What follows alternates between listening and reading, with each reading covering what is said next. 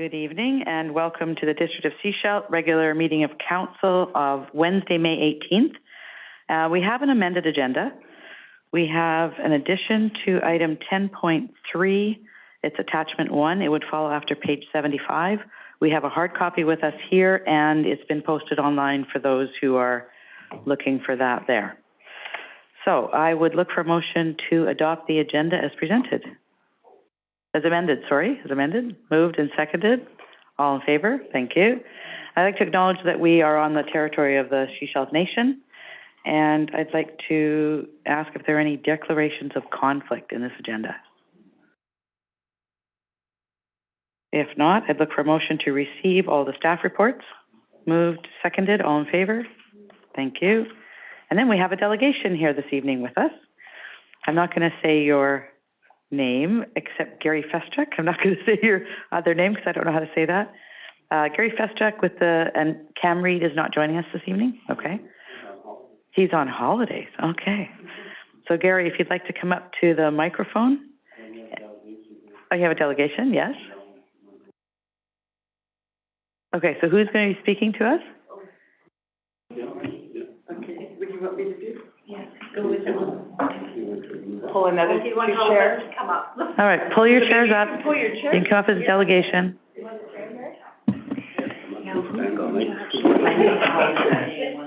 Oh, I don't know. Is it Dale? Dale.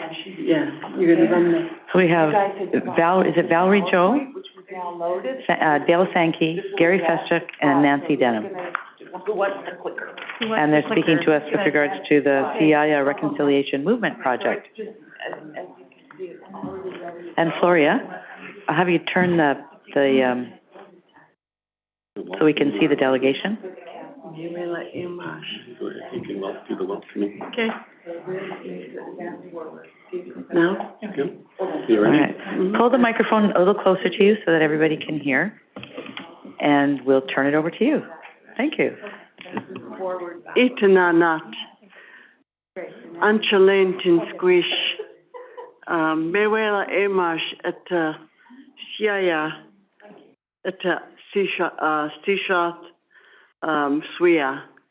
Thank you for having us here. My name is Angeline, my traditional name, and I have with me Akista, he's our chief, and Nancy and Dale, and we're from the Siaya. And good evening, everybody.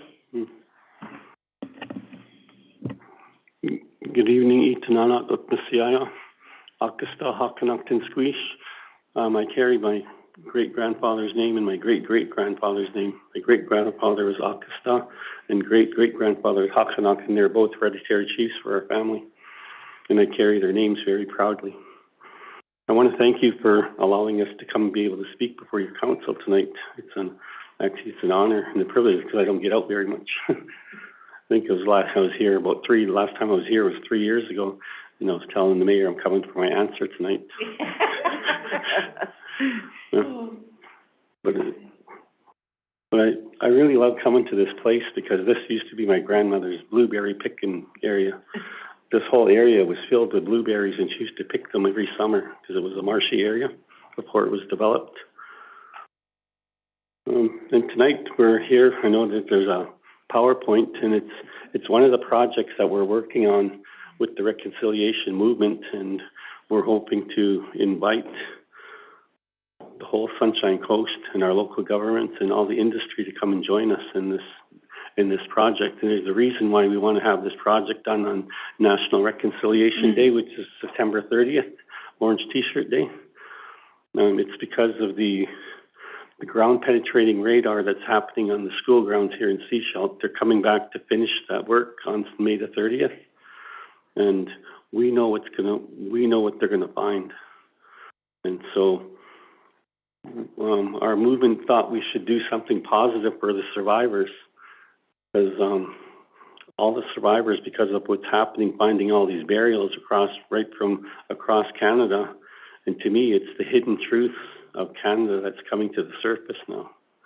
And I'm really hoping at some time that Canada's going to own their history instead of fighting us, because we're still fighting them in the courts, and it's sad. I was cross-examined about 3 weeks ago by Canada's lawyers for 2 days in our elders' boardroom, and the denial has to end. They're trying to think that nothing happened to our people. I think with those burials being found across Canada, and we know we're going to find some here, there should be no more evidence to prove that the genocide happened to our nations across Canada.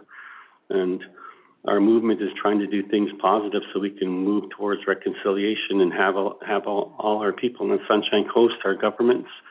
We're presenting to the school board next week and having everybody walk with us now.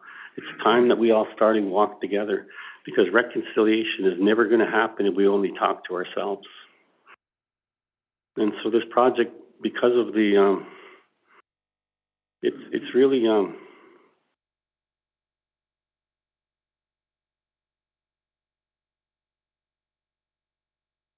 it's hard to convey the message because I know what's going to happen in a couple of weeks. And I know that some of the oral history that's coming from our elders, and if you listen to the stories from right across Canada, all the stories are similar to what happened in every residential school. All those things that happened should never have happened to our people. And the thing that's being lost in this whole movement with government and the churches is that the thing that's being lost, that these were innocent children. They were between the ages of 5 and 8 years old when all this started happening to them. Stripped of their dignity, stripped of their culture, stripped of their language, verbal abuse, physical abuse, sexual abuse. And when they came out of the school, it was hard for our people to function. I know what happened to my family. I come from a broken home because after talking to my family, my mother couldn't cope with the pain she was carrying, and the only way that she could numb the pain was through alcohol. And I lost my mom when she was 51 years old. And it's, you can look at every family right in all the nations across Canada. There's a lot of broken homes. Everybody comes from broken homes, and it was the grandparents who took in all the children all the time to try to take care of them, and they were hurting themselves. And one of the things that's really hard to fathom is that the boiler rooms in these schools where a lot of the children were thrown into to dispose of and burnt.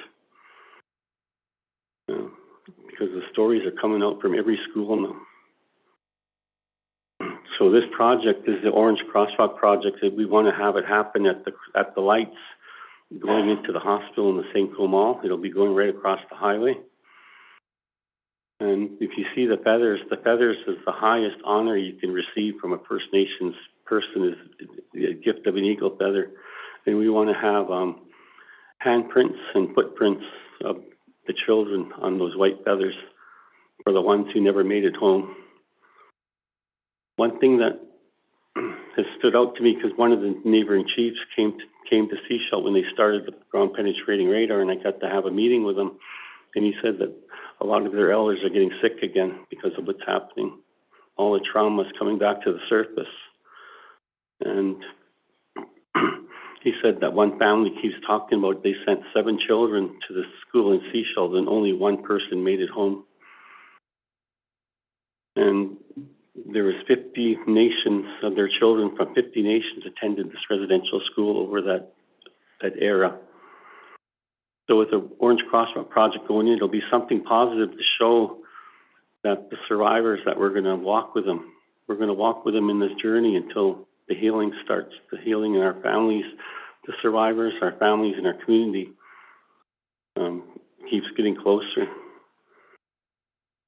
And to me, that's why I'm asking if the Greater Sunshine Coast will walk with us now and make sure this project becomes a reality, because the one end of the crosswalk is at the end of the school grounds where it starts. And where it finishes, that's where the pastures were for the animals that were boarded for the residential school. That's the hospital grounds. And I'm hoping that because CIA does everything by fundraising, by donations, or through grant writing. So we're hoping that our communities here on the coast, our industry, will help us make this a reality. We have a cost now because it's now gone out to design. We approved the design process yesterday, and cost of the project is going to be about $40,000. And yesterday we were so happy we received our first donation of $10,000. So we're on our way. We're a quarter of the way there now, and so I'm coming to you tonight to see if and even if you don't help us with this project, I'm still asking everybody to walk with us. It make a big difference for our whole community, to all of our survivors, that the community starts walking with us now and start holding up the survivors in their time of need. My wife is a survivor. She went back to the car. She doesn't want to listen to this. And so we're hoping that, and there's one thing that one of our survivors wanted to have. Well, you see the white trim on the sides? He wants to have it in black writing that our ancestors are watching on the sidewalk. And it would be such a good gesture to show that our survivors, that they're not alone, because there's still a lot of our survivors who are at home alone, sitting in silence, and we have to be the voice for them in order to bring this to make this reality and to help our people heal. And I'm hoping that Canada will wake up and bring us to a table and settle this. It's so easy to settle. I keep talking to our MP. I can't believe what they're doing to us again.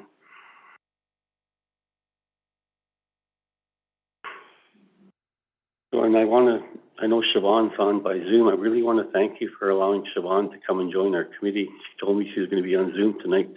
I really want to thank you for allowing her to join our committee and the things that we're working on. I know we probably can't announce it yet, but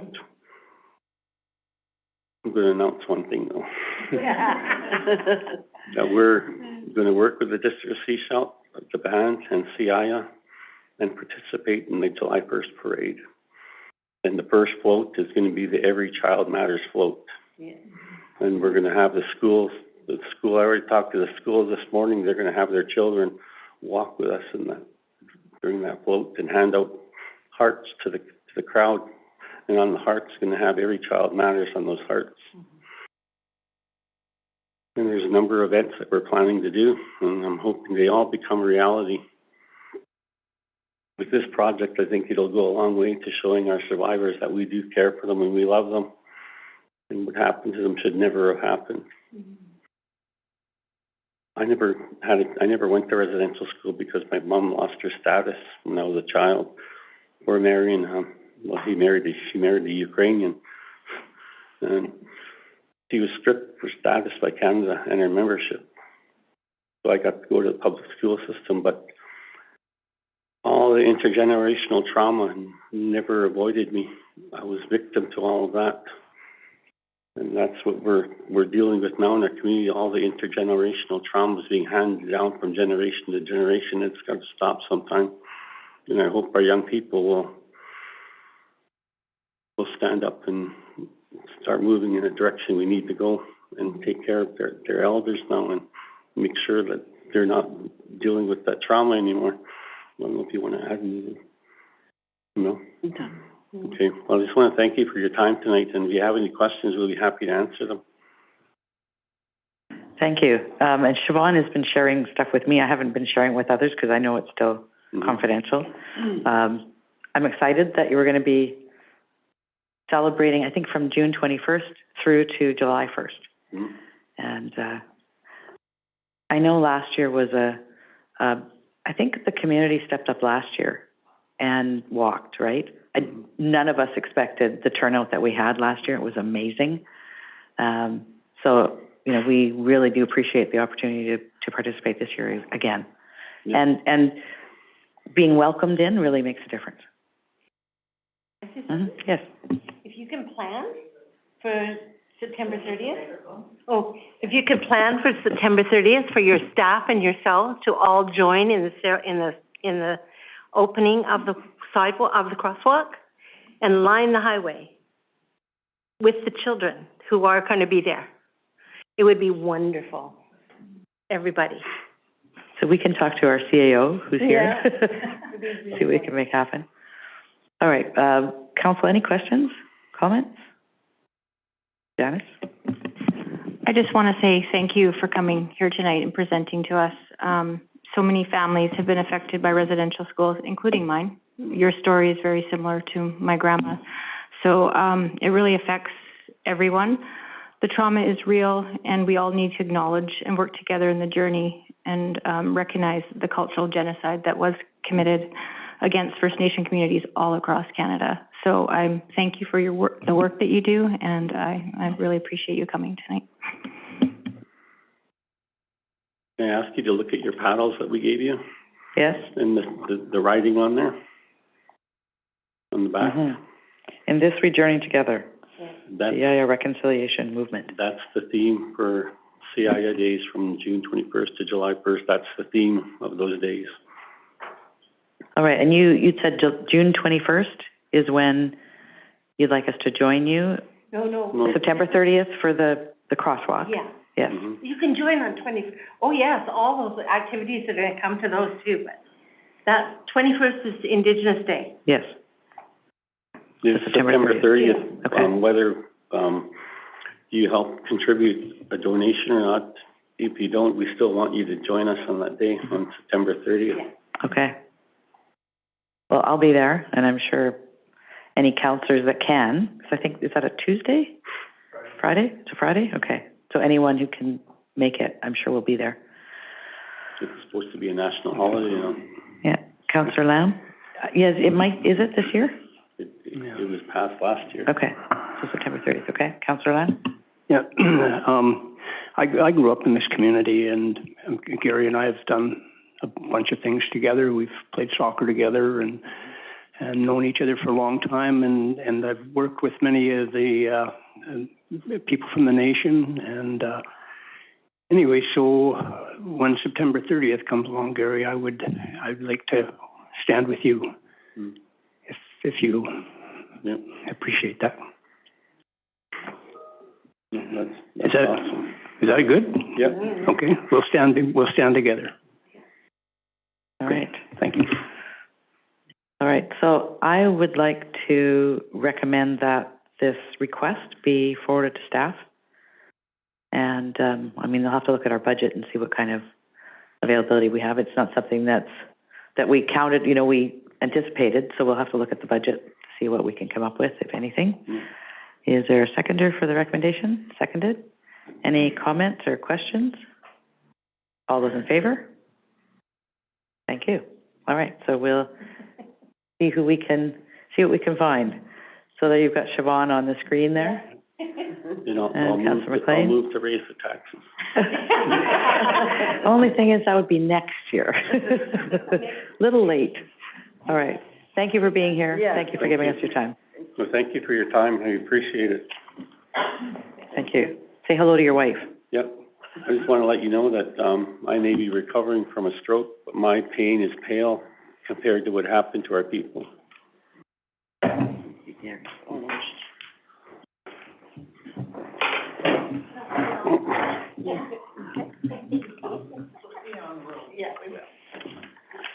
Should be able to turn it on.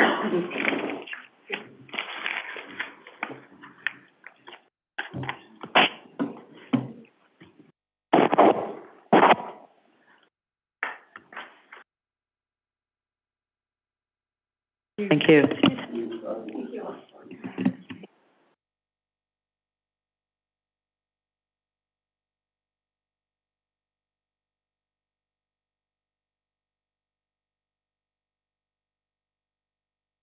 All right, we're going to move on to item 5.1, minutes of the 7 p.m. regular council meeting of May 4th for adoption. First, are there any errors or omissions in these minutes? Seeing none, I'd look for a motion to adopt. Moved, seconded, all in favor? Thank you. And any business arising from the minutes? Seeing none, we'll move on to committee and commission minutes and reports. Item 7.1.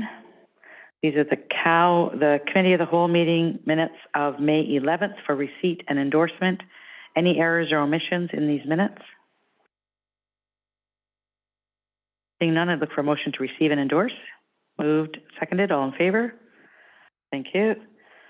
Item 7.2, Advisory Planning Commission minutes of May 3rd for receipt. I look for a motion for receipt. Moved, seconded, all in favor? Thank you. And then the parcel tax roll review minutes of April 12th, 2022. This was a really long meeting. It took what, how many, 3 minutes? Okay. I'd look for a motion to receive the minutes. Moved and seconded, all in favor? Thank you. Then we're moving on to item 8.1. This is housing agreement for 5681 Ebtide Street, Ebtide Development Limited, and our senior development planner. Thank you, Mayor and Council. I don't have a presentation for this particular item, as I'll be addressing it further in the development permit on the agenda later.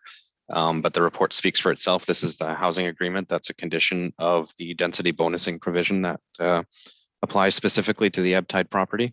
This was the result of the rezoning that was completed and is essentially in exchange for dedicated and secured market rental and increased allowance for height and a number of units, as well as reduced parking is provided for in the zoning bylaw.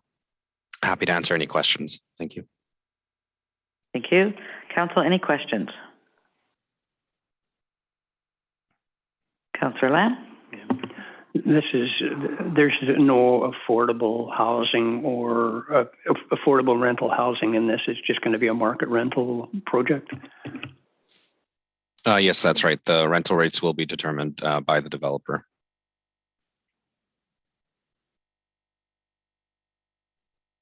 Did you have a follow-up, Councillor Lamb?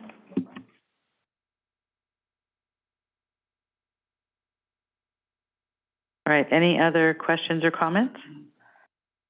All right, there's a recommendation on page, I don't know, 43, okay. Version I have doesn't have page numbers, so I'll look at yours when I need them. All right, page 43, there's a recommendation, recommendation number 2. What would you like to do? Councillor Toth? I will move recommendation 2, the council give first, second, and third reading to housing agreement bylaw number 604/2022 for 5681 Ebtide Street. There's a seconder for the recommendation. Seconded. All those in favor? Thank you. Moving on to 8.1B. This is the actual bylaw, so this will be before us now for 3 readings. This is District of Sechelt bylaw number 604/2022, a bylaw to authorize a housing agreement, and then for someone to move first reading. Moved, seconded, all in favor? Thank you. And District of Sechelt bylaw number 604/2022, a bylaw to authorize a housing agreement. Look for someone to move second reading. Moved, seconded, all in favor? Thank you. And District of Sechelt bylaw number 604/2022, a bylaw to authorize a housing agreement, and someone to move third reading, please. Moved, seconded, all in favor? Thank you. No new business. We're moving on to item 10.1, road renaming, Sandpiper Road right-of-way to Brackett Road. And we'll turn it over to our community planner. Thank you, Mayor and Council. So the Brackett family has applied to the district to rename a fragmented portion of the Sandpiper Road right-of-way to Brackett Road. I'll show a map in a second. Following the procedures in the road naming policy for road renaming, staff referred the application to various organizations and agencies, and then we assessed as summarized in this report. So the map, just to show where it is. This is Sandpiper, only comes down to just past Heritage Road, adjacent to Kineconic Park. And the subject application is down in this area, off of Reeves Road. You can see there's a right-of-way that continues through here that has been undeveloped. I'll just put on the imagery. So the applicants own this property here, and they have constructed the road for access to their property. And before they can apply for a civic address, they would like to request this name change. Staff's key points are that Sandpiper Road is indeed fragmented, and our policy does address this. A separate road name for this road section would prevent confusion when searching for an address, which is especially important for emergency services response. Another point is that it's a bit of a subjective matter when whether using the name of the family meets the intent of the road naming policy. So I'll just show the policy. Selection criteria 1 is that generally roads should be named after places, events, people, and things related to the community of Sechelt. That proposed names should meet at least one of the following: to commemorate local history, to strengthen neighborhood identity, to recognize native wildlife, flora, or natural features, or to honor and commemorate noteworthy persons associated with Sechelt. That I think it, staff determined that it could fall under this latest one, but that is for council to decide. The other point was that names of living persons will not be considered, save for exceptional cases. And again, a decision for council whether this falls under that category. The family is still living, which is probably okay. And then the final point is that there is a reserved list of names in our existing road naming bylaw 564, and staff recommends that another bird name from that bylaw, Scoter Road, could be an appropriate name for this section of road. And that is all I have to say. Thank you. All right, council, what would you like to say? Councillor Todd. Thank you. I'm actually okay with option 2, to name it to Brackett Road. It's almost a private driveway, given the number of lots that are adjacent to it. And, the Brackett family is, they've been here a very long time. They are probably one of the few original families in this area that don't have anything named after them. So I just want to throw that out there, that I'm okay with going with option 2. And yeah, option 2 on below the recommendations. Yeah, but I'll see if anybody else from council wants to weigh in. Thank you. Council? Councillor Lamb? I think it's a great option. Call it Brackett Road. The family's been here forever. They've done a lot of things in the community. Sandpiper will never, it's the golf course is sitting there. The golf course road is not developed at all. It probably comes up maybe 1, 2, 3, 4. It might come up to 4 lots. So there's still. So it's a long ways from, any future development. So I'm very much in favor of having a Brackett Road. Right. I've got a lot of history with the family, so I'm very happy to move this forward. All right. Any other councillors want to comment? Councillor Kuster? Yeah, I'm okay with option 2 as well for all the same reasons. I mean, I think it's very appropriate. Family's been in the coast for a long time. They've done a lot for our community, so absolutely. Thank you. Would someone like to make a recommendation? Councillor Toth, Councillor Lamb? I'll move option 2. Sorry, Councillor Lamb, I'm waiting for you to reach for your microphone there, but that we accept the application to rename Sandpiper Road right away to Brackett Road and authorize staff to prepare a road naming bylaw. Is there a seconder for the recommendation? Seconded. All right. Any further comments or questions? All those in favor? Thank you. Thank you, staff. Excuse me here, but I know there's a delegation here from the Brackett family. I wonder if can we give them 3 minutes to speak? Yes. Well, we'll give them 4. Would you like to speak? They've been here long enough. We'll give them 5. Okay, you come to the microphone and turn it on, please.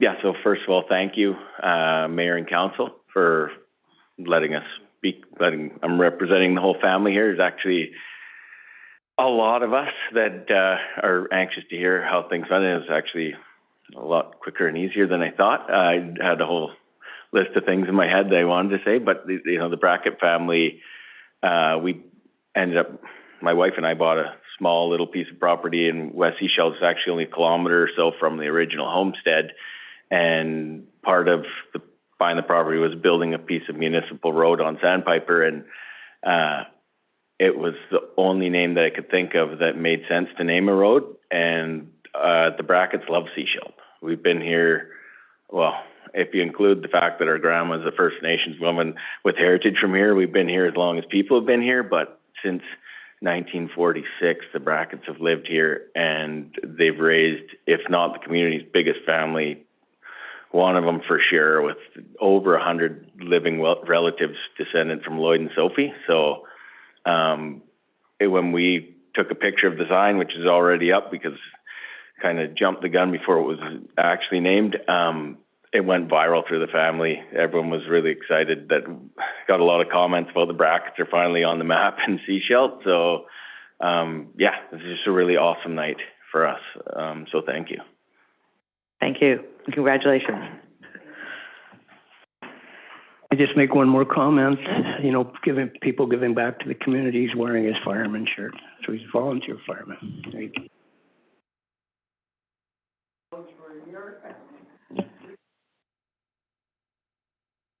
All right. So we're going to move on to the next item. You can stay for the rest of the meeting, or you're free to leave if you like. Thank you.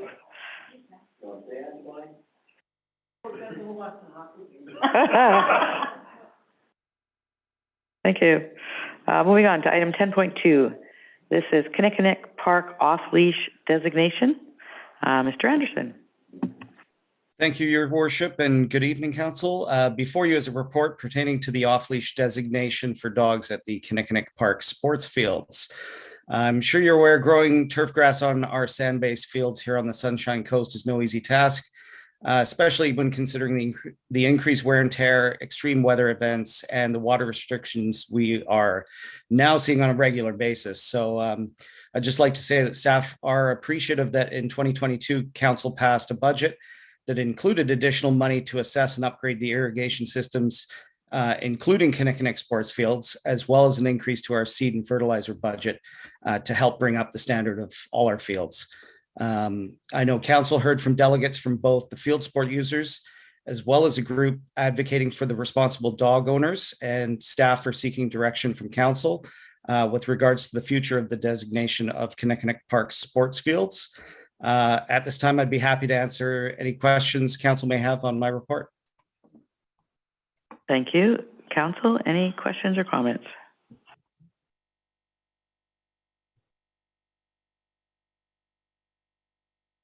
Okay, if nobody's going to jump in, what I'd like to, one of the things I've been looking at, sorry, Councilor McLean, I'm ahead of you now. One of the things that, I think we all recognize is there needs to be a place for people who have large dogs to be able to get them out and have them exercise, socialize, all that kind of stuff. Kineconic Park, probably not the best place because we've got conflicting uses. There is some land beside Kineconic Park that is Crown land.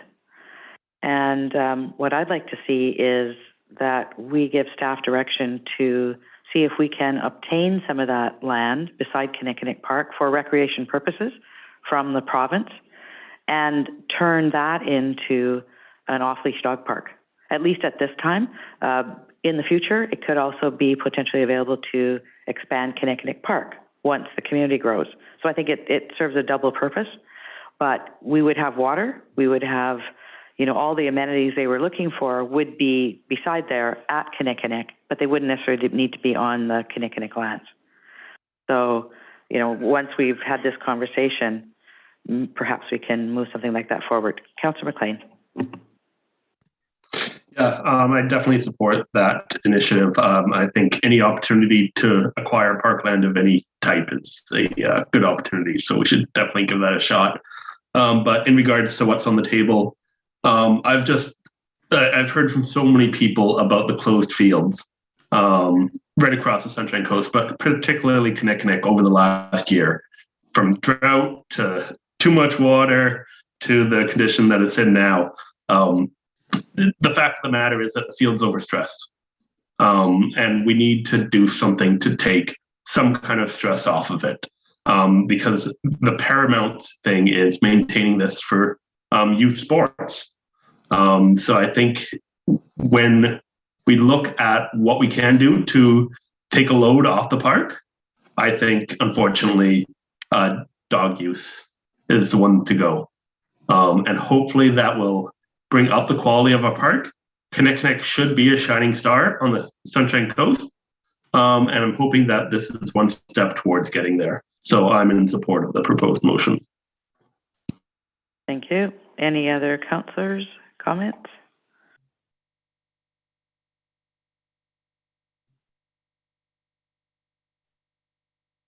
Right. No comments? Would someone like to make a recommendation? Councillor McLean? Yeah, I'll move recommendation 2, that Council Resolution number 33209-2010-8, that the current designation of Kineconic Park Sports Field as an off-leash dog park be continued on a permanent basis, except for when the field is previously booked by a sports event, be rescinded, and that off-leash dogs not be permitted on the playing fields at Kineconic Park, 6200 Ripple Way. Thank you. Is there a seconder for the recommendation? Seconded? All right. Before we vote on this, when would this actually take effect then? Do we have to wait till it comes back to the next meeting for the minutes to be adopted, or does it take effect right away? Corporate Officer? Sorry, I don't have my video. Yes, thank you, Worship.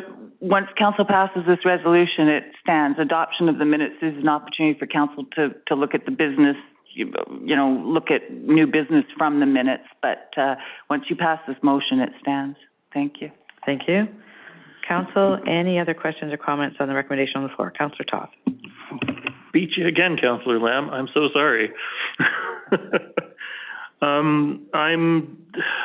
This is a hard one. This is sort of a no-win situation, because we know that we don't have a lot of off-leash opportunities for large dogs that are in accessible places. Yes, we've got the hydro right-of-ways, we've got parks in other communities, we've got forested area, not always accessible. I'm leaning towards supporting this because it's the only way the turf is going to get better, is to reduce the usage on that field. And it's a sports field first and foremost, not a dog park first and foremost. So I will be supporting this, but it's tough. And I look forward to us exploring an opportunity to maybe find some additional lands in the area that we can use as an off-leash dog park for large dogs that is accessible. Thanks. Thank you. Councillor Lamb. Yes, I support this. There's so many youth in our community. When my daughter played soccer, 15 years ago here, and at that time there was 1,200 youth playing soccer. And now the way things are going, you end up with Connor Park and the parks up in the Lions Park up in Pender Harbor and Kineconic are basically the best fields on the coast. And so we have to, we're fortunate in Sechelt that we've done a good job, and our Parks Department has been able to maintain these fields in the where they are. And so I support this, and our youth have proven that they're world contenders, and if you can't give them a park, how can they contend at that level? So, and they, lots of youth here, my daughter played on a provincial soccer team, and, so we have to give our youth an opportunity to exceed as they move along. So there you go. Thank you. Any other questions or comments? You mentioned irrigation. So there is irrigation up at that for those fields, and we're looking to improve that. That's good. I didn't know if there was irrigation up there, so by you talking about that, it's good to know we've got that. Any other questions or comments? Councillor Toth. Thanks. It's sort of jumping ahead a little bit in the report because it is identified in the engineering update, but how are things progressing with the Ebbtide Dog Park?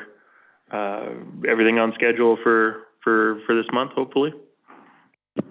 Through the chair, I definitely think we will be ready for an opening. I might want to rephrase it as a soft opening. It all depends on how the Rotary Club comes through. But the park itself, we just reinstalled the gates. We're just waiting for a couple of final pieces just to be reinstalled, and then the park will be secure. It can support dogs. The structure that Rotary has fundraised for, I think they're seeing some issues with the supply chain. So they're basically waiting for confirmation that these materials arrive, but the actual structure, I've been told, can go up within 3 days or something. So if it looks like they're not going to be ready by the end of the month, I think we can still open the park and then potentially just have a weekend closure to put up a gazebo at some point in the future. But yeah, it's basically ready to go. We've got the doggy water fountain installed, and yeah, the gates are in. They just need retensioning and re-welding, and yeah, we should be good to go. I know that there have been members of the community that haven't waited for it to open. I've seen people stepping sort of through and over the construction fencing and doing whatever they can to get in there to play their dogs. So that's good to hear that we're finally at the finish line on that. People are chomping the bit, and I don't think there will be anyone more excited to see that open than myself. All right, seeing no further questions or comments, we have a recommendation on the floor as on page, whatever it is. 65, thank you. All those in favor? Thank you. Thank you, Mr. Anderson. Thank you. All right, moving on to item 10.3. One sec. Sorry, Councillor McLean. Oh, sorry. Yes, I would like to make a recommendation. Thank you. I'd like to make a recommendation that staff explore obtaining Crown land adjacent to Kineconic Park for use, for recreational uses. Is there a seconder for the recommendation? Seconded? All right. All those in favor? Thank you. All right. Thank you, Councillor McLean. Item 10.3. This is a development permit for 5681 Ebbtide Street, Ebbtide Developments Limited. Mr. Korbowitz. Thank you. I'll share a fairly brief presentation for the project for your consideration. Great. Yeah, as you noted, this is a development permit application for a 28-unit rental apartment building. It features 4 studio suites, 12 one-bedroom units, 12 two-bedroom units, some of those being flex units that have an additional office or multi-purpose space. And 24 of the units feature outdoor balconies. There's 28 parking spaces included. It's one for each unit, and 12 of those are enclosed under the building. There's also rooftop amenity space with community garden space, as well as a workshop or bike workshop for residents to use. It's located on Ebbtide Street between Wharf Avenue and Trail Avenue. It's currently an undeveloped lot that was cleared a number of years ago. It's generally a fairly flat lot, although it does slope towards the north. This property was the subject of a rezoning over the past year, and where site-specific allowances for density bonusing were included, as was noted with the housing agreement earlier. This use is consistent with the OCP designation for multifamily in the area, and the building itself is generally consistent with the multifamily uses in the adjacent area and the surrounding neighborhood, featuring townhouses, duplexes, apartment buildings, and single-family homes. This development permit is for consideration of form and character. Generally, staff will review these applications for conformance with the guidelines that are listed in the development permit area in order to meet certain objectives. As I noted, it's for 28 dedicated rental units. And council will issue approval or non-approval is based solely on whether sufficient development permit area guidelines have been met. Land use issues were considered during the rezoning process. So this is the building. These are the front elevations from Ebbtide Street.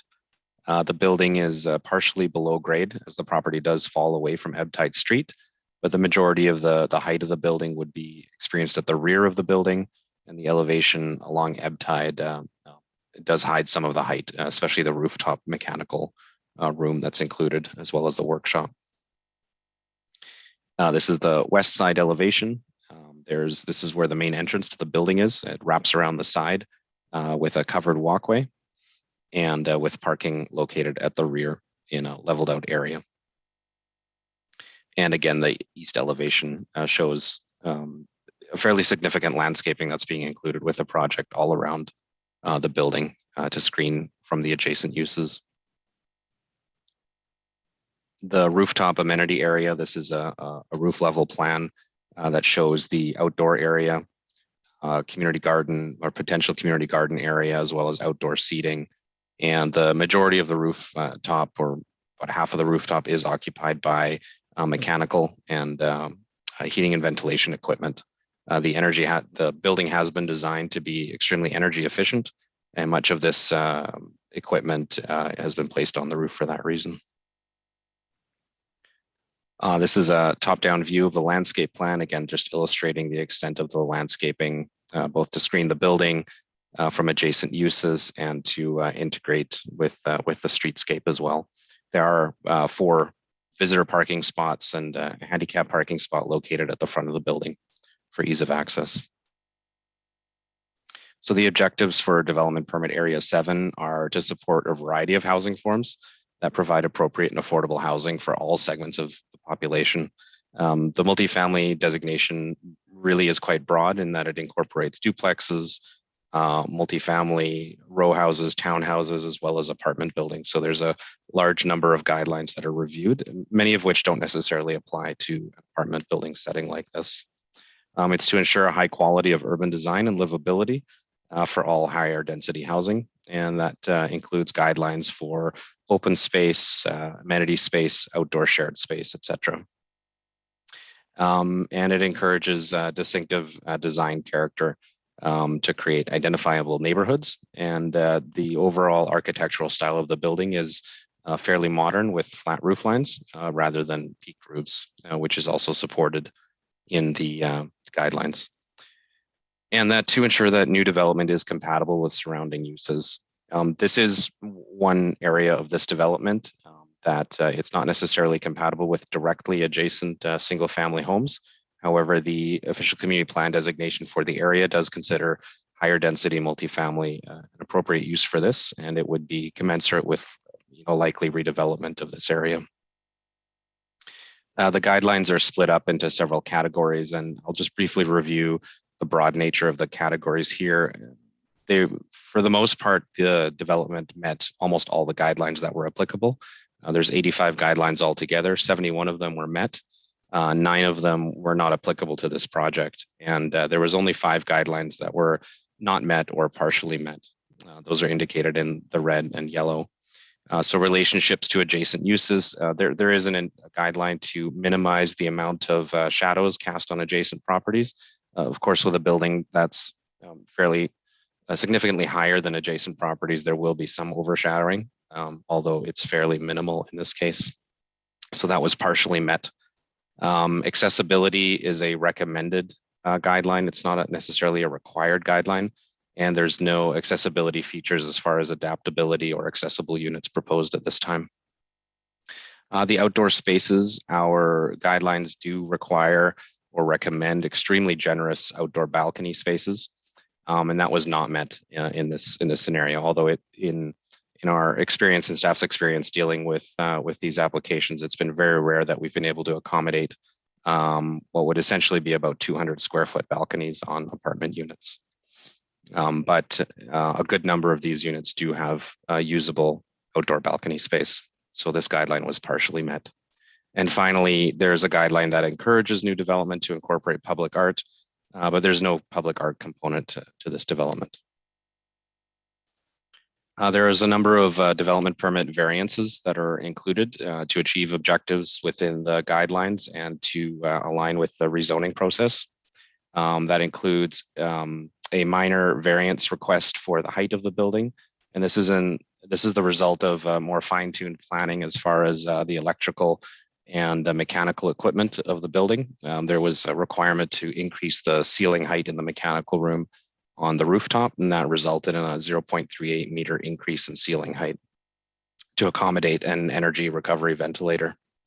The height of the retaining wall within the setbacks to accommodate parking at the rear of the building requires the variances as well. And finally, the side setbacks, which was identified in the rezoning process as a requirement. The setbacks for the standard R4 zone are quite substantial at 7.5 meters, which would substantially neuter the uses of the property. So 4 meters on the west side and 3 meters on the east side is appropriate for this type of building and use.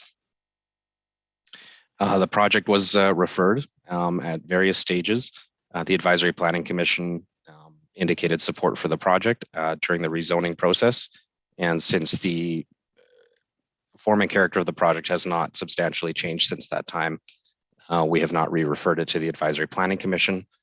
So their support stems from the rezoning process. Sunshine Coast Regional District provided comments on the water requirements. The Sechelt Downtown Business Association was fully in support of the project for rental housing. The fire department, BC Hydro, all supported the project, had no concerns. Engineering department likewise had no concerns with the project and estimates that approximately $280,000 in DCCs for Sechelt will be collected, as well as around $62,000 for SCRD water service. And finally, the building department has no concerns with the application as well. So staff's recommendation is that council approve development permit 2021-48 for 5681 Ebtite Street. Thank you. Thank you. Council, any questions or comments? I'd like to talk about accessibility. I know this is kind of late in the game. This building has an elevator. So accessibility would be wider doorways in some of the units. Is that what we're looking at to make it accessible? I know one of the things I'm hearing from the hospital, for example, is there are seniors who are looking for a place, others who need accessible units, and they don't exist in Sechelt. So I'm wondering how difficult it would be to put something like that in. I know it's late in the game.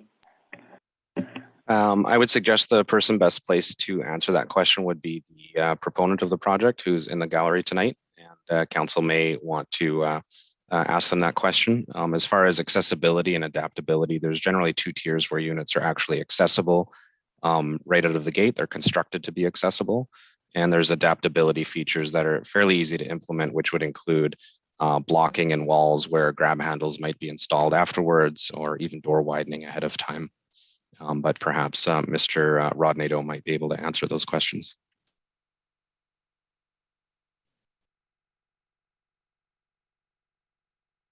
Sorry, Mr. Nadeau, would you like to speak to that?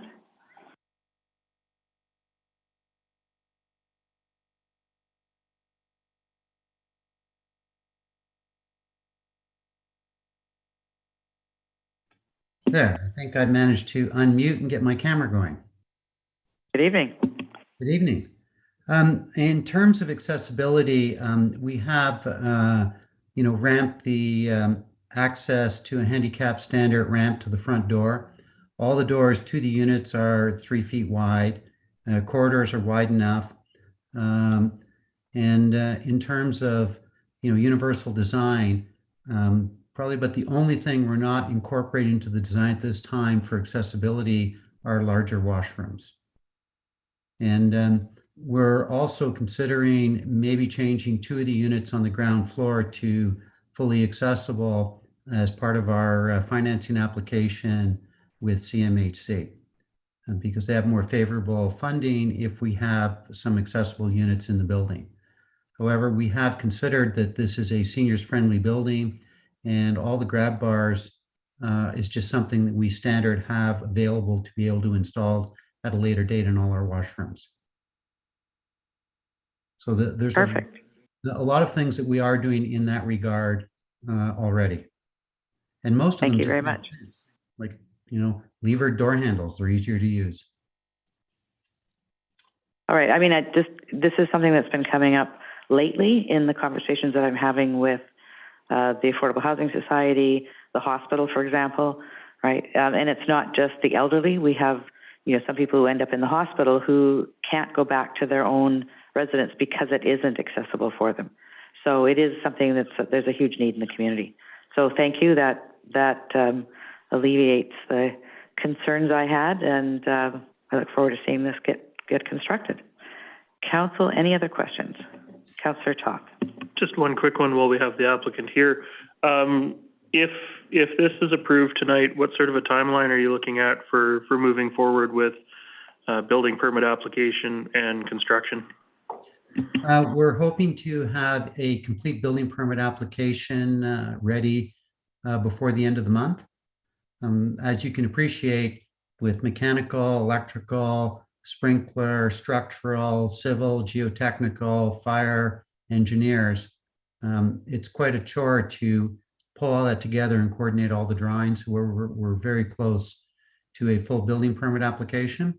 And once the development permit is approved and we get the sign off from the nation on the archaeological, then we are going to proceed with the site works.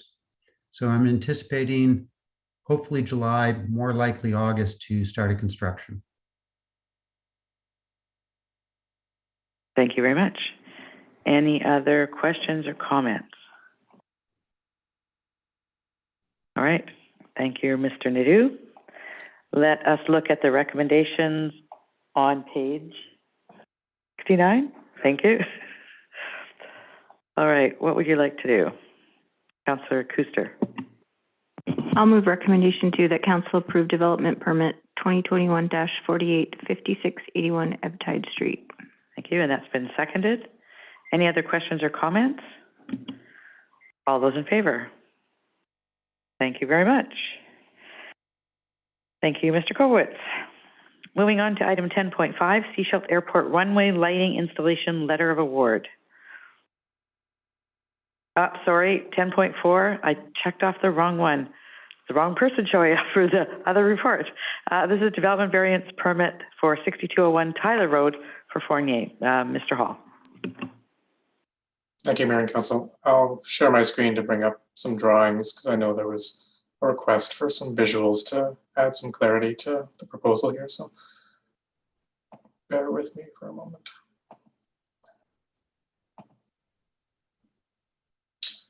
Okay, so this is a development variance permit application associated with a subdivision application.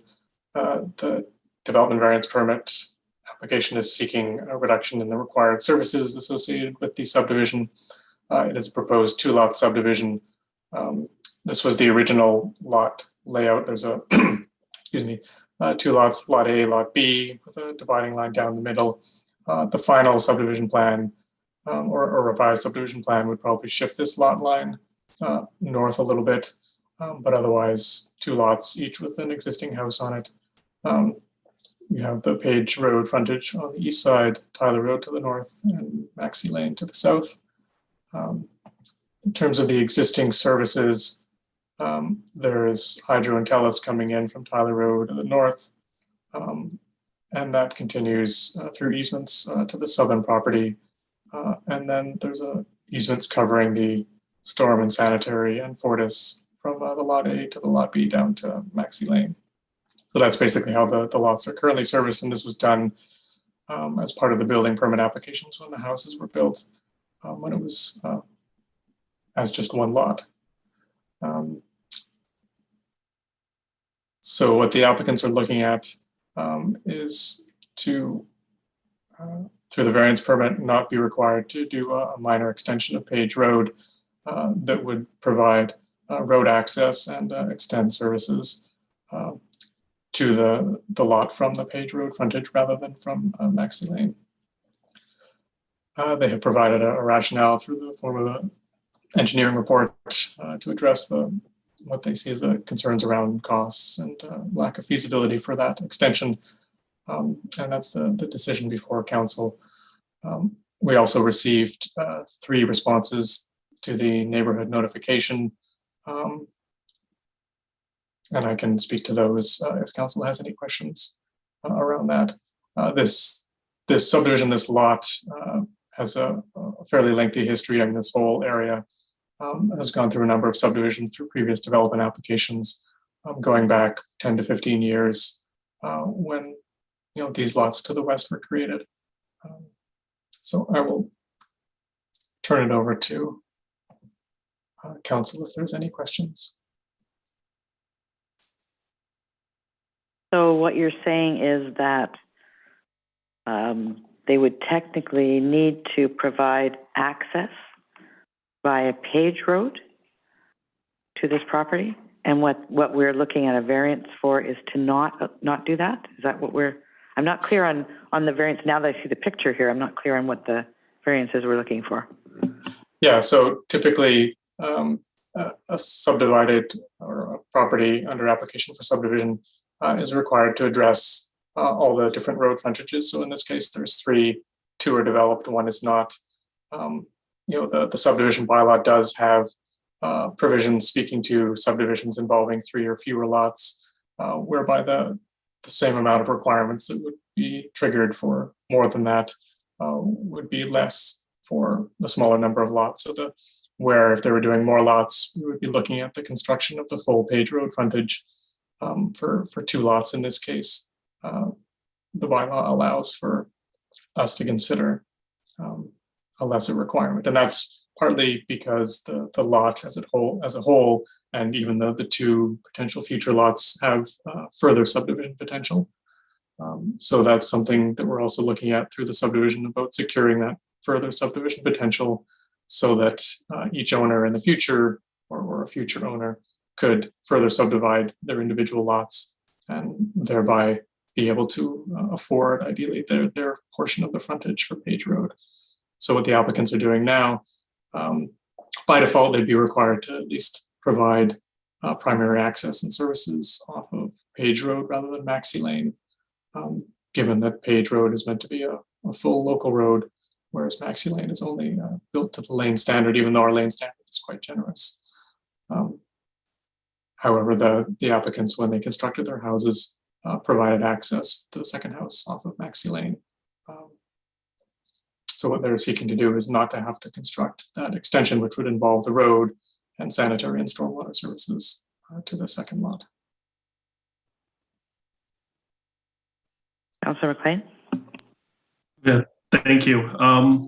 So if I'm understanding the current situation, there are currently 2 houses on this lot that meet the zoning because it's a fairly large lot. And there's also an existing subdivision plan, a PLR for this lot that would create 8 to 9 lots. Is that correct? There's an existing PLR for the 2-lot subdivision application. One of the conditions in that PLR is to register restrictive covenants on the title of each lot to provide a reference plan that would protect the future subdivision potential. So based on the location of the houses and the current zoning requirements, that each of those 2 lots could be further subdivided into 3 in future. And through the covenant, establishing those potential future lot lines, restricting where additional building could take place, so that a lot owner could in future subdivide into 3 and not have other buildings that would provide a barrier to those future lot lines. Okay, so just I guess I'll rephrase, because the original intent when this larger subdivision was established was that there would be 2 lots here? No, it was to have 8 or 9 lots. Okay, but at some point there was an approval for 2 lots that wasn't carried out in the past? No, it was just created as one large remainder lot. I was looking back at the subdivision plans there before I think it was the lots just to the west of this lot were created. There was a large area that was subdivided that would have involved the Page Road frontage as well. For whatever reason, that was not required to be constructed. And then when those lots to the west were done under a separate subdivision about 10 years ago, for whatever reason, Page Road wasn't required to be constructed either. And this one remainder lot was created. So now we have an application from the current owner, who was not the developer of the original subdivision, who has built 2 houses seeking to cut this in half. But the original intent dating back 15 years was for this to be 8 or 9 lots, similar to the ones just to the west. Perfect. So what the district is trying to do through the covenants is protect some of that future potential.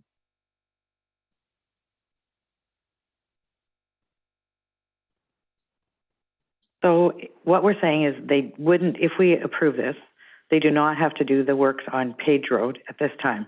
How do we ensure that if it's subdivided further, that work actually gets done? Then, I mean, there would be more of a rationale later when they're creating more lots to require that work. And given that if council decides to grant the variance now, that the expectation is that no further variances would be given in future, that the work will have to be done.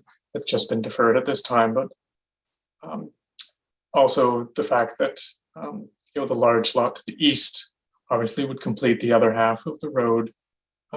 So there's, given the issues noted in the engineering report about that sort of Page Road, Maxi Lane portion, the district has visited the site and would be looking at potentially in future considering some kind of realignment to that Page Road portion between Tyler and Maxi Lane.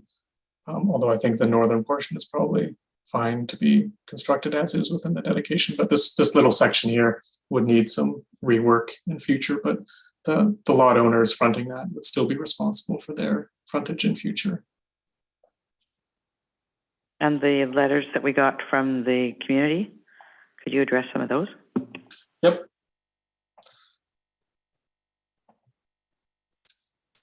So there were certainly some concerns about allowing the variance, allowing them to keep their access on Maxi Lane versus constructing the primary access off of the bylaw, off of the Page Road as the main road.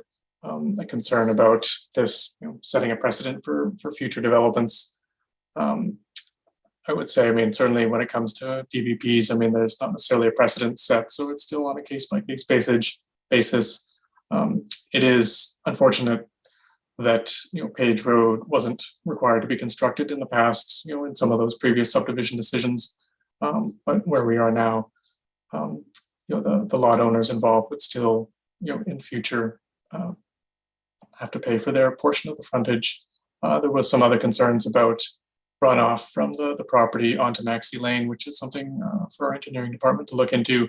I know there was a requirement in the PLR as well to address the driveway and any improvements required there to ensure that stormwater management is still functioning properly there and to bring the driveway up to standards. I think, there was concerns about just why the lot was not originally subdivided into the 8 or 9 lots as it was originally proposed way back when. And another respondent was concerned about their properties, and if the Page Road wasn't constructed, that they would be impacted in terms of their servicing, but they're on the other side, they're on the north side along Tyler Road, and they would be connecting directly to Tyler Road for their property. So wouldn't be an issue there. All right, Council, before I go further, any other questions?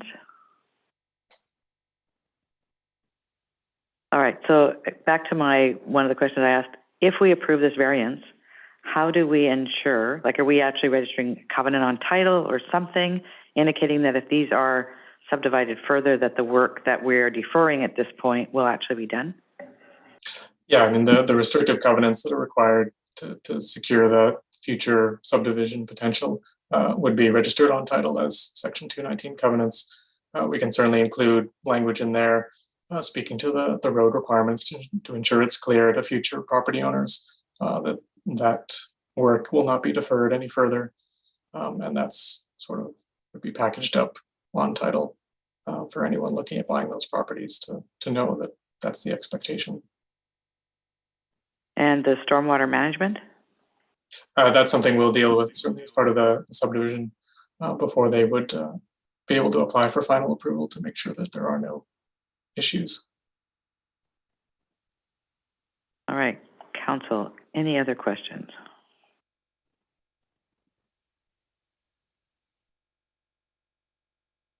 Councillor McLean?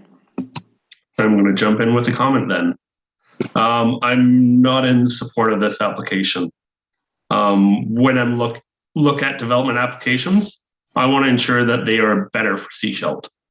And I don't see that in this application. A typical argument for development is increased housing. This lot already has 2 houses on it. All it is doing is creating 2 lots, and there'll still only be 2 houses. So we're not creating any housing. We're not improving any of our infrastructure. It's essentially a status quo application, except for the fact that it limits development opportunity. Smaller lots are harder to develop. So I would like to see this remain as one larger lot, keep it as is, potentially rent out the second house, do whatever the property owner wants to do with that second house. And eventually down the road, there will come a time when this lot can be developed into the envisioned 8 or 9 lots, or even more preferably townhouses. But at this time, I think the best decision for the future of Seashelt is to leave it as is, and its time will come to develop, but that is not now.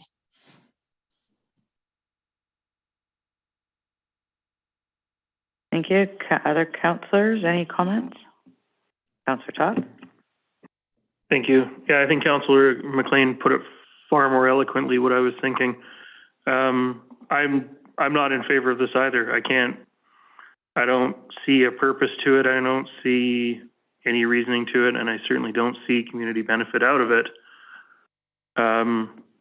Yeah, it's just weird, to be perfectly honest. And yeah, I'm not supportive of splitting this in half just for the sake of splitting it in half and waiving the development requirements. Thank you. Anybody else?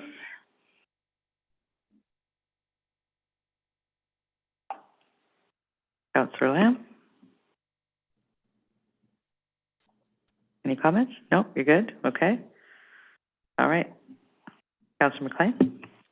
And I'm going to go ahead and move option 3, that council reject the application. Thank you. Is there a seconder for the recommendation? Seconded? All right. Any other questions, comments on the recommendation on the floor? And this is that we reject the application. Is that correct? Mr. Hall? Just if I may, just to let council know that the owner is in the gallery too, if council wishes to hear from them.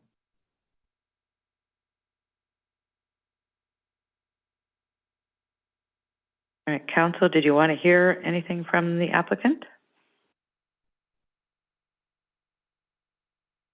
Yeah, Councillor Lamb? I'd like to hear what the proponent has to say.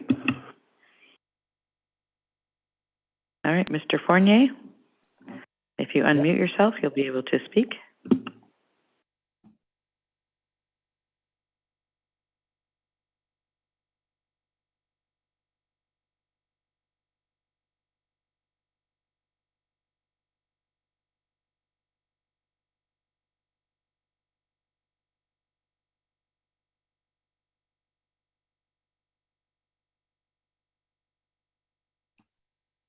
I'm trying to unmute. Okay. You can hear me? We can hear you, yes, thank you. Okay.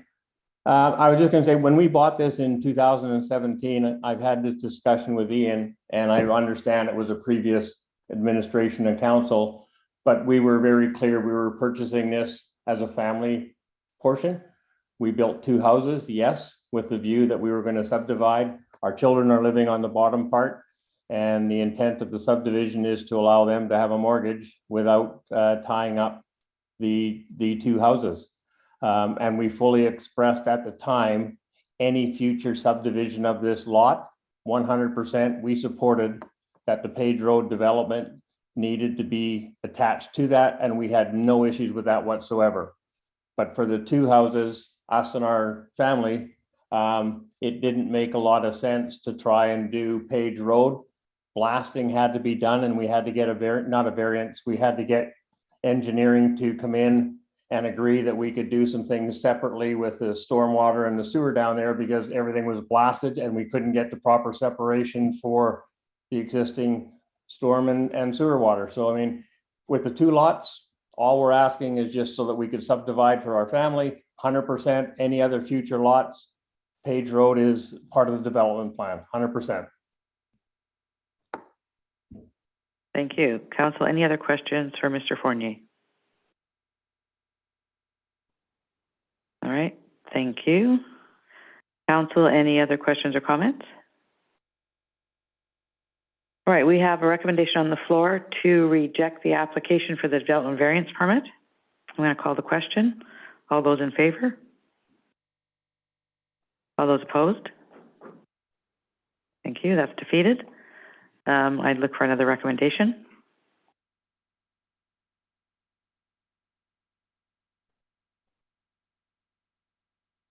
I recommend you approve it. Well, we need a recommendation on the floor. Councillor Kuster? I'll move recommendation number 2, the development variance permit 2022-03 be approved and issued. A seconder for the recommendation? I'll second it. Sorry. All right, so we have a recommendation on the floor that development variant permit 2022-03 be approved and issued. All those in favor?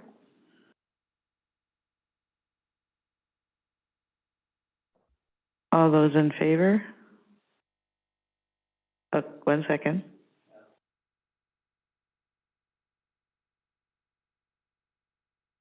We defeated denying it. So the recommendation on the floor right now is that it be approved and issued. All right, all those in favor? Thank you. All those opposed? All right, so that is approved. Thank you very much. Can we get that noted, please? You'd like your vote recorded? Yes, Councillor Toth? That's not necessary for me, thank you. Thank you very much. Moving on to item 10.5. Thank you, Mr. Fournier. We are complete with your item. Moving on to item 10.5. This is Sechelt Airport Runway Lighting Installation Letter of Award. It's our Manager of Municipal Construction and Infrastructure Renewal, Mr. Bandera. Thank you, Mayor and Council. Can you hear me? I would like to provide a brief verbal presentation regarding the airport runway lighting installation letter of award.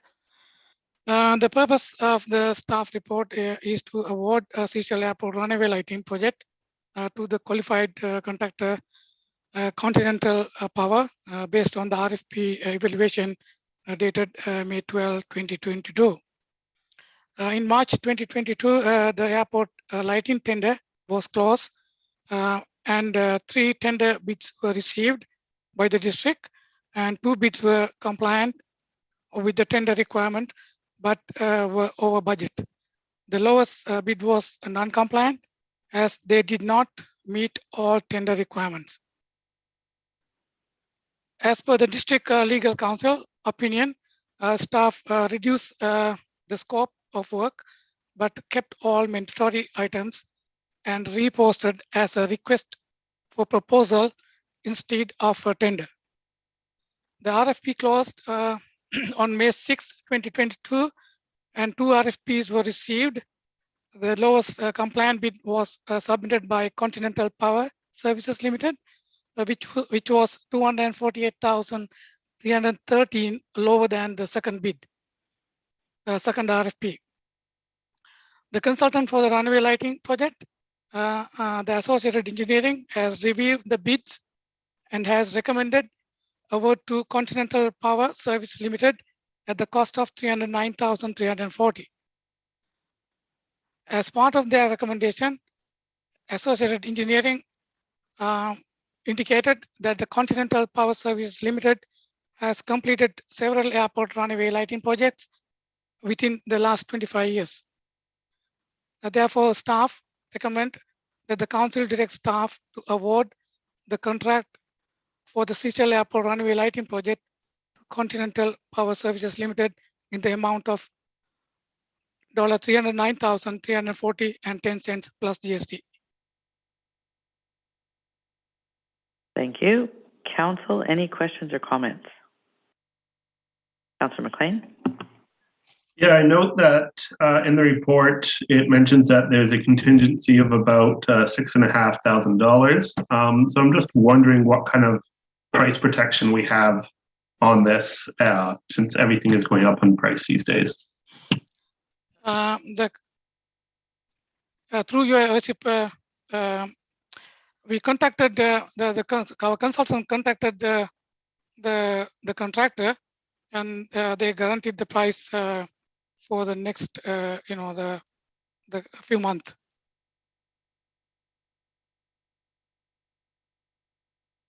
Thank you. Any other questions or comments? So this is page 115. There is a recommendation on the page here. What would you like to do, Council? Councillor Toth? I'll move recommendation 2, the council direct staff to award the contract for the Seychelles Airport runway lighting project to Continental Power in the amount of $309,340.10 plus GST. Thank you. Is there a seconder for the recommendation? Seconded? All those in favor? Thank you. Thank you, Mr. Bandera. Thank you. Moving on to item 10.6. This is capital project updates for engineering and operations division. Council, any questions on the report?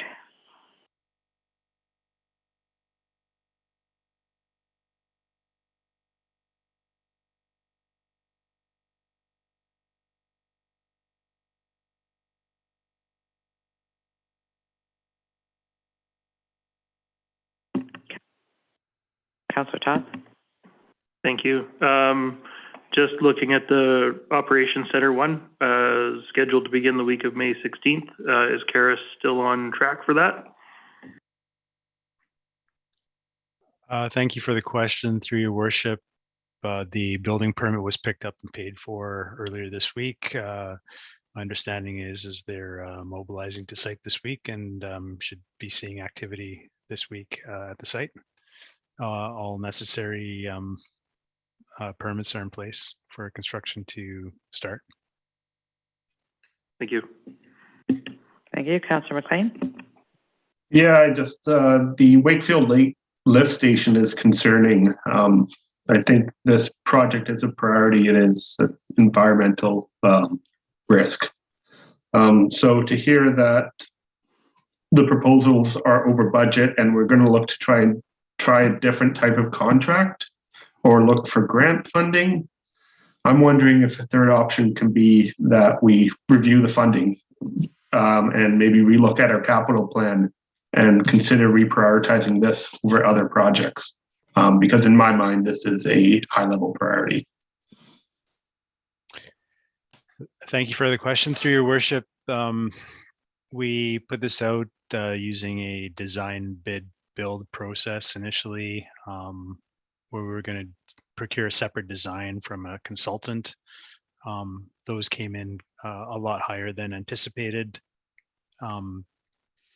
Typically, engineering, we estimate to be, and project management to be anywhere from 7 to 15%, based on what we saw. Extrapolating that value out, the Wakefield lift station could be as much as 2 million if you're to take that number on its face. So we're going to go with a design build process, whereas hopefully there's some cost savings with the synergy of having the contractor have their own design team and coming up with solutions that way. The other option we're looking at is having certain items of the Wakefield lift station done on a provisional basis. So depending on where the prices land, we can easily cut certain components of the project out. For example, we had wanted to put the whole thing in an enclosed building. Perhaps initially we just have it as a fence compound and do the enclosed building part later, either through a further year's budget or some additional funding opportunity that comes place. Initially, when we had presented this to council for approval in the 2022 budget process, we were going to do this on the basis of borrowing money. And so this grant opportunity actually came as a pleasant surprise after the fact. So another option is to use the grant money that we have, but also borrow money like we had additionally planned. So we're looking at all these options. We realize this is a high priority project for the district, and we're looking at every avenue to get this project going. Hope that answers the question. Thank you. We do know that the grant is being reviewed it hasn't been denied at this point. It's not been approved yet, but it hasn't been denied. So there's still potential that we would get a grant that would contribute to this project as well. Through your worship, just to a minor correction to that statement is the grant in principle, I believe, is all eligible. I think there's a question on certain aspects of it. And so the statement I've received back is it's not ineligible. So spoken in typical senior government bet hedging type language. So we shall see, but I think there seemed to be good promise that this would be grant funded, but we are looking at all options to build this. This is as identified by Councillor McLean, a high priority project that we need to get done. Thank you. Thank you. Council, any other questions or comments on the report? Seeing none, thank you very much for the information. Really do appreciate it. Move on to reports from councillors. Councillor reports. I hope we start with Councillor McLean online, and then we'll start to my left with Councillor Kuster, Toth, and then Lamb. Councillor McLean. Nothing to report. Thank you. Councillor Kuster. I have nothing to report as well. Councillor Toth, get your stuff ready. They went too quick. I do have something to report. Not much to report, but something to report. Last week, whenever this was, I've lost track of the day. We had a Sechelt Sewage Facilities Commission meeting. It was a good introductory meeting. And going forward, the meetings will be in a hybrid format and streamed to YouTube. We've also asked for staff to come back with a report looking at flow restrictions for the flows coming from the Sechelt Nation and where they intersect with our infrastructure. That's all I have to report, other than 150 days to the election. Thank you. Councillor Lamb. I was just following in Councillor Toth's footsteps, so I have nothing to report. I was at the Sewer Commission meeting, but that's it. Thank you. Thank you. Okay, I'll mention a few things. The interim staff sergeant who was here at our detachment has now moved out to have some surgery. So we have a new interim staff sergeant, Martin Gay. He comes to us from the Lower Mainland, and he'll be here for the next few months until Sergeant Newman comes back. So got to meet him, he got to meet us, and we had some senior staff there as well. So we talked about things like downtown and our crime rates, et cetera. And there will be an upcoming policing meeting. So watch for that in your calendar. The dates are just looking to be settled. I did attend a couple of sessions with the UBCM and Public Safety, that's the federal government, with regards to the RCMP to discuss the collective agreement. One of the things that we've been told, they haven't had a collective agreement since 2016 until recently, and all local governments were advised to put 2 to 3% away each year in contemplation of a settlement of that contract. It's now been 6 years they've settled the contract, but it's 24% increase overall, just under 24%. So I attended 2 meetings, one for communities 5,000 to 15,000 and one for under 5,000. And at each of the meetings, it was indicated that the communities do not have the money to cover this off. And so UBCM is actually asking the federal government to cover off the shortfall for all of the municipalities, basically the catch up the collective agreement. So we'll see where that goes. I attended the West Sechelt Community Association AGM. I didn't have to speak, which was nice, but I did get to hear from all of the people in the community and their issues and concerns. No surprises, but we'll bring them back and talk about them, but it's all the things that we've been talking about with them over the last while. I had an opportunity to attend McHappy Days. For me, it turned out to be mostly pictures. So I have some pictures with the RCMP, with the ambulance service, et cetera. I got to serve a few coffees, but that was about it. I also was honored to be able to be at the Long Service Awards, and that was just this last week. I think there's 26 that got awards. It was short, very, it was heartwarming actually to see all the people and the pride that they take in doing their jobs in the district. So we honored those from 2019, 2020, and 2021. It started at 5 years and went up to 30 years. We had a number of them at 25 years, and we had one who's been here 30 years. Just for the community, upcoming engagement or current engagement opportunities, Transportation Master Plan is still open for input. The zoning bylaw community engagement has just starting, so watch for that. One of the things that came out at the AGM for the West Sechelt Community Association, they said, why are we building like we're building? I said, well, here's your opportunity. We have a zoning bylaw. Give us your input into the zoning bylaw, because the zoning bylaw is what helps determine what gets built in the various places. So they're going to come and do that. And the end of this month is Go by Bike Week. So it used to be Bike to Work Week. It's now Go by Bike Week. Get out, take part. We need to get the highways swept, but I'll be out there with my electric bike. Moving on to Councillor Toth and the SCRD board report. Any questions for Councillor Toth?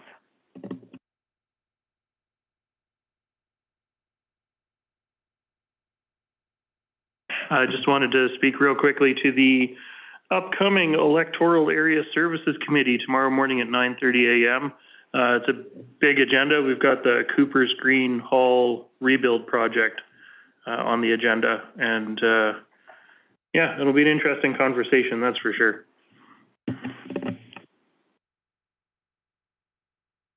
Correspondence. Look for a motion to receive the correspondence. Moved. Is there a seconder? Seconded? All in favor? Thank you. And any items in here that council would look to take some action on? We've already addressed number three. Any others?